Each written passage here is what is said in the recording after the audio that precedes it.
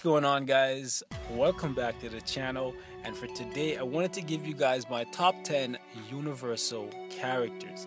Now, similar to my other top 10 videos, I just wanted to say that we are going to be once again excluding the tier 2 natives and the paywalls from this list. And this list right here is my personal list of characters that has been useful to me throughout the course of me playing this game. So if your list doesn't look like this, that is fine. Leave it in the comments and we can hash it out there. We are all different, we all have different play styles, and we all have different things that we enjoy about different characters. So don't expect your list to look like mine, and if it doesn't, that is fine. Okay, now with that said, let's jump into the universal class right here. And something very interesting that you guys should note is that this class right here is the smallest class in the game, and it's often said to be the most powerful class. It's kind of getting overpowered now because of all the blast characters that we got recently. However, for the longest time, everyone was saying that this was the most powerful class. But if you take away all of the tier 2 natives, what you're left with is a very underwhelming class, to say the least. You can barely find 10 good characters in here. Granted, it is a small class to begin with, but getting a top 10 for me was very, very difficult. And I have to say, a couple of the characters on this list are characters, even though I feel like they're good, I don't use them very often because there's better options in different classes. Now, with that said, let us jump into this list. And number 10 for me is going to be a character that definitely needs his uniform, and to be honest, needs a rework as well. But he still makes this list for me because once he becomes tier 2, he becomes an absolute monster that can destroy pretty much any supervillain in this game. And with that said, you guys probably already know who I'm talking about. We are talking about Ghost Rider. Without a uniform, Ghost Rider is pretty much unplayable for me, and even with this uniform, it does take a few attempts to clear stuff like world bosses. However, Shadowland with this uniform is very doable just because of the fact that he gets a freaking damage block right here on his 2 skill. And when you combine that with the bind on his 5 skill, you can kind of make it so that you don't get hit very often, if at all, just because the cooldown time on the getaway card is very, very low. As you guys can see, 8 seconds with max skill cooldown that goes down to 4 seconds. The immunity lasts for 3 seconds, so there's only that 1 second gap in between. Alright, boys, so Ghost Rider for me makes this list. He also has a pretty decent 4-star passive right here. As you guys can see, immunity to fire damage with Jean Grey and all the other fire characters that we've been getting recently. It is becoming more and more relevant. He's also the perfect counter for someone like Dormammu. So if you have a Dormammu, whenever you see a tier 2 Ghost Rider, you better be careful because he will essentially just one-shot your Dormammu. And when he revives, he'll probably get one-shotted again. So for that reason, Ghost Rider makes my list at number 10. Still think he needs a rework though, because he is pretty much unusable without this uniform. Next character on my list is actually going to be Captain Marvel or Miss Marvel, Carol, whatever you want to call her. And she's a character that I also still feel like she needs a rework just because of the skill cooldown time on her skills. Natively, when you get max skill cooldown with a character, you kind of expect to be able to play them very fluidly and all their skills just sync up perfectly so that you always have a skill to use.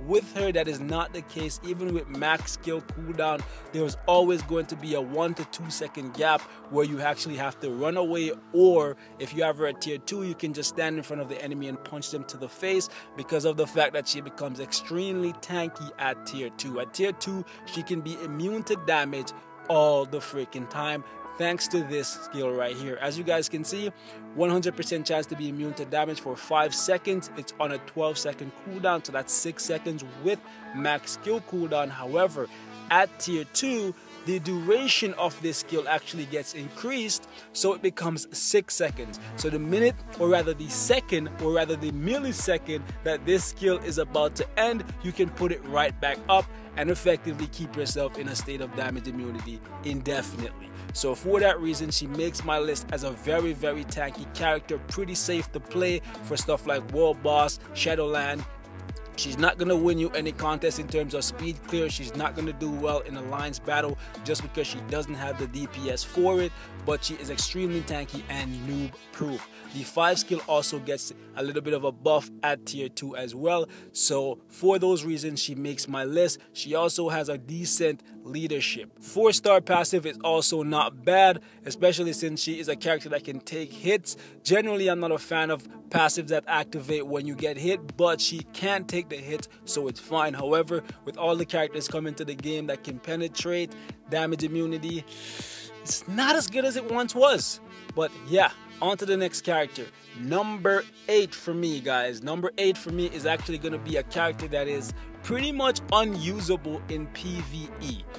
And that is something that is very surprising because I'm a PvE guy. You guys already know that if you've been following me for a while. But when it comes to World Boss, Alliance Battle, and even Shadowland, he can kind of go by. He can kind of squeeze you out a win here and there.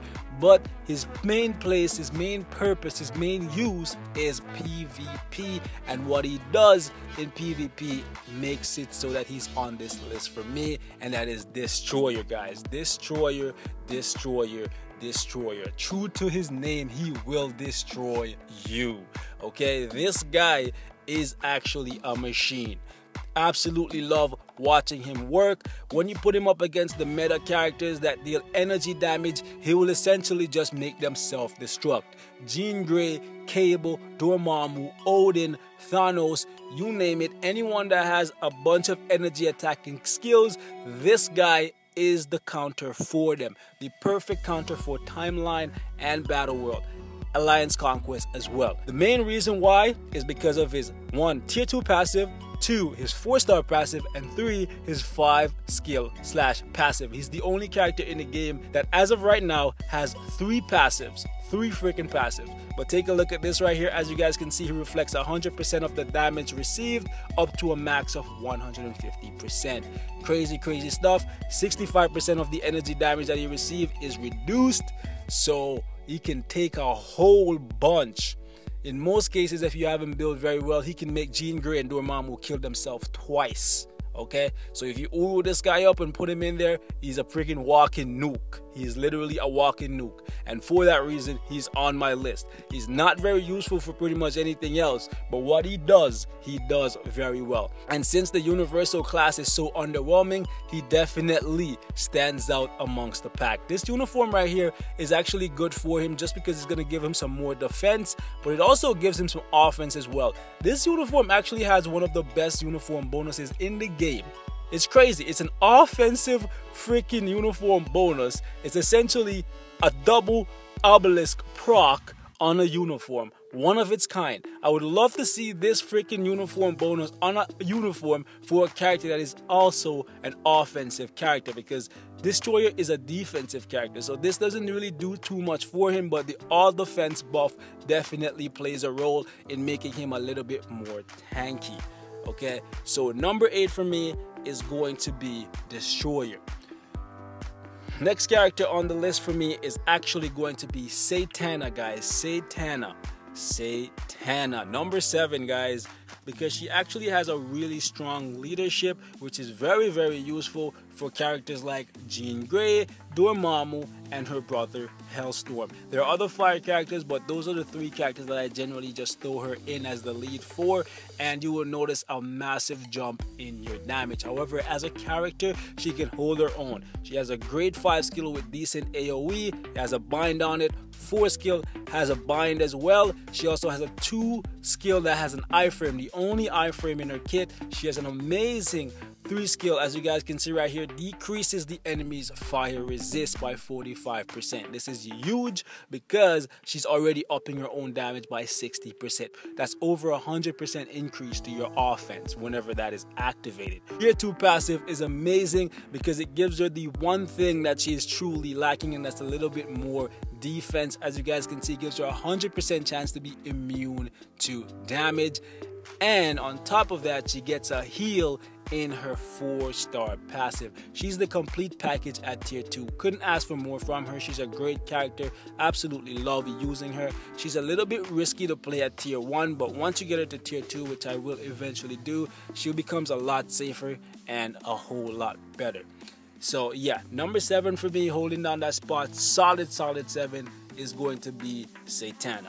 Next character for me, guys, is Medusa. Medusa gets the 6th spot, just ahead of Satana. I know, this spot could be flipped both ways, but she's just ahead for me just because I have a lot more use. I get a lot more plays with Medusa at tier 1 than I do with Satana. Granted, that's just because I use her mainly as a leader, whereas Medusa, I use her just by herself pretty much all the time because we have a lot of her leaderships in the game. Well, not a lot, but there's a couple leaderships in the game that's pretty close to Medusa's, where they're 30 or 36 from someone like Moon Girl. Anyways, she still has a strong leadership. That's great. Her tier 2 passive is crap. Wouldn't tier 2 her. Would like to see her get a uniform though, because then I would definitely not be tier 2ing her, because this tier 2 passive is not good. So I don't really want to tier 2 her for the extra damage. If the uniform comes to the game, that would be a great way to get some more damage for her. She has a great 5 skill with an iframe. This is where the bulk of her damage comes from. She also has good AoE on it. She has some CC on the 4 skill and the 2 skill. And on top of that, she has iframes here on the 1 skill and damage block. She has the complete package at tier 1. Her husband has to be tier 2 to get this kind of treatment. So definitely a good character. The only thing she's really missing is some more damage. If she had more damage, she would be higher up on this list for me. Tier 2 passive, that is what let me down, and that is why she's so low on this list. If it was getting a bigger damage bump, she would be higher up on the list, no doubt. Next character on the list for me, guys, is a character that when I saw her at first, I thought she was just a copy-paste of good old Loki, and that is Clea. However, I can honestly say that she is not a copy-paste of Loki, because you need skill to play her or you will die very, very quickly. She's a very strong character, I give her that. She has some summons in her 4-star passive right here that gives her 1. Her 5 skill is a very strong summon similar to Loki, which is why I immediately kind of thought of Loki when I saw her, just because there are illusions as well that don't pull aggro but they deal constant damage. Great damage at that.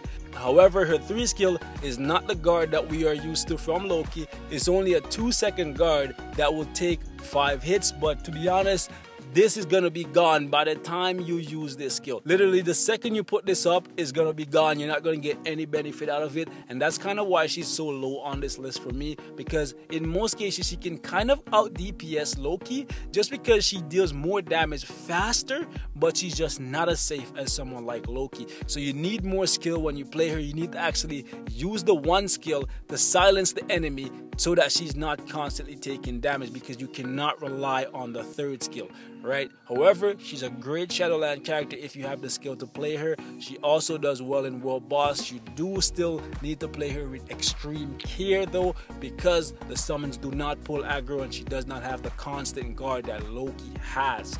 Okay, she can do well. She can actually do better than Loki in extreme AB as well, because like I said, she has more DPS, well rather she deals more DPS more rapidly than Loki. Okay, she's just not as safe, so that's why I kind of put her a little bit down on this list. If she was a little bit more safe, she definitely would be higher up on the list. Still a great character nonetheless, especially considering what we have to work with within the universal class. 4 skill right here is a great skill as well. It does a ton of damage, but it leaves her completely vulnerable, so be careful when you use it. Tier 2 passive is great. Would tier 2 her, will tier 2 her, because that is a huge bump to her attacks, and trust me, she deals a ton of damage already. Useless leadership. Next character on the list, number 4, is Loki. Slowly falling down the ladder, and that is mainly due to the fact that in this stage of the game, we need more DPS, and we need it now. We don't need it in 3 minutes. We don't need it in 5 minutes. We need it at the beginning of the fight to get the fight over as quickly as possible. And that is the only flaw with Loki. So hopefully when we get the male Loki uniform, he gives us some more offense right out the gate, because that's all that Loki is lacking. Loki is pretty much a perfect character in my eyes. He is foolproof, noob proof, and that's what I love, because you guys already know I am the legendary Scrub Lord. There is no one that is more of a scrub than me. Anyways, all you need to know about Loki if you pick him up is max the 3 skill out, max the 5 skill out, get max skill cooldown, pop the clones, pop the shield, run like hell. That is all you need to know when you play Loki. The clones will kill everything if you can manage to stay alive and just keep putting your guard up. Decent tier 2 passive. Will be interesting to see if we get a Loki that does not rely on summons, if his passive is going to be changed. That would be very interesting to see. Ragnarok being around the corner, I would love to see Thor make his way up this list as well, and it will be interesting to see whether or not Loki holds his place in my book as 4th, or if he just overtakes all of the other characters and goes right back to the top as one of the best in slot. So number 4 for me, Loki, boys. Loki. 3rd slot goes to Black Bolt. Tier 2 required. I say it again, tier 2 required. Tier 1 Black Bolt would be, I would say, below Captain Marvel. So yeah, at the bottom of this list. However, once he gets a tier 2, he gets a massive increase to his damage and his survivability. So tier 2 is required. The 5 skill already deals great damage. It gets even stronger at tier 2. It gives him that 50% ignore dodge. Ignore dodge in this day of age, in this stage of the game, is great. So I am a big fan of that, which is partially why he's so high on this list. He's kind of like Elsa, only he doesn't necessarily need any of his uniforms. You should get the second one, not this one. You should get the other one, the Adelan Rising, which I do not have, which I won't be buying just because he's probably going to get another one sometime soon. So I figured I'll just go ahead and wait for that. But overall, Black Bolt's kit is decent leadership, decent 4 skill, but if you want to get the most out of the character, you absolutely need to tier 2 him. Once you tier 2 him, he will be an easy world boss win, an easy Shadowlands solo, and he will be able to clear Universal Superhero Day with the likes of Clea, Hellstorm, Robby Reyes, Odin. Okay, speaking of Hellstorm, the next character on this list, coming in at the number 2 spot, is Hellstorm. Doesn't need to be tier 2, but at tier 2 he does get a survivability boost as well as a boost to his damage. Tier 2 passive is excellent. Absolutely love when characters get when attacking passives. So this right here is a big win for me. The only thing that I find that this guy is lacking is survivability. Even with the heal, I need a little bit more from him just because his skills are a little bit on the slow side in terms of getting them started. He has a great 5 skill that gives him damage block whether or not you have him at tier 2, so that is great, better than Black Bolt even at tier 1. He also comes with some summons that are great for pulling aggro. They are illusions just like Loki and Clea, but these illusions actually pull aggro. Don't know why, don't ask me how, but they do.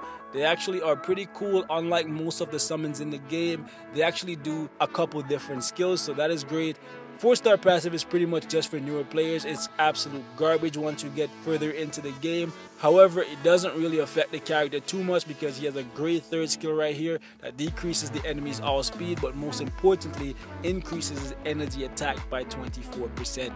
Absolutely love this. If you hit this, hit the 5 skill, he will wipe the map. Absolutely love him as a character. He does work, guys. Trust me. Only one iframe in the kit, sadly, and it is a slight iframe, and that is the 1 skill. He does have a stun right here for 3 seconds, but I need a little bit more out of him, just a little bit more. If there was a little bit more here, I would definitely give him 1 spot because he has higher damage than the character that I give the 1 spot to, and that is Robby Reyes. Robby Reyes.